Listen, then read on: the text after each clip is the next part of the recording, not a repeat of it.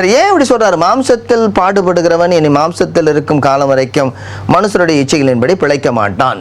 என்ன சொல்ல வர்றாரு? நம்ம எங்க மாம்சத்துல பாடுபட்டோம்? என்ன பாடு? அடி வாங்கினதா?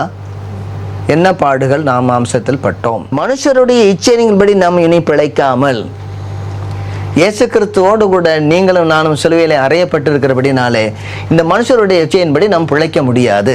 ஏனென்றால் அவருடைய பாடுகள் என்னிடத்திலே வெளிப்படுகிறது. யோசிச்சிங்களா இதை யாராவது? அன்றாட ஜீவியத்தில் இந்த பிரச்சனைகள் அநேக தெரிந்தெடுப்புகள் அப்படின்னு சொல்லுவோம், ப்ரையாரிட்டிஸ் நிறைய இருக்கும் பொழுது தேவனுடைய சித்தங்கள் எங்கேயாவது எழுதியிருக்குதா பார்த்துறீங்களா? எங்க தேவனுடைய சித்தங்கள் எங்கேயாவது இருக்குதா? இல்ல. எங்கே நீங்க வாசிக்கிற தேவனுடைய சித்தம்.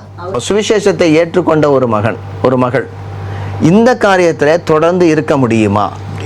ஏன் முடியாது? இருக்க முடியும் இருக்க முடியும், ஆனால் இருக்கக்கூடாது. நிறைய பேர் சொல்றாங்க, அதாவது இந்த நெக்ஸ்ட் காட் இஸ் மணி அப்படின்னா ஆண்டவர் கொண்டு எந்த இடத்துல வச்சுட்டான்னு பாருங்க. அதாவது சர்வத்துக்கும் அதிகாரியான அவரை கொண்டு போய் பணத்துக்கு பக்கத்துல. ஆண்டவராய் இயேசு கிறிஸ்துவை ஏற்றுக்கொண்ட பின்பும் நாம் புறஜாதிகளாகவும் வாழ முடியும். அநேக சபைகள்ல இதான் பிரச்சனை. அதாவது சபைக்கு வர்றாங்க, நல்லா இருக்கிறாங்க, ஆனால் வெளியில போன பின்பு அவர்களுக்கு இந்த சுவிசேஷத்திற்கும் அவர்களுக்கும் சம்பந்தம் இல்லாத ஒரு வாழ்க்கை.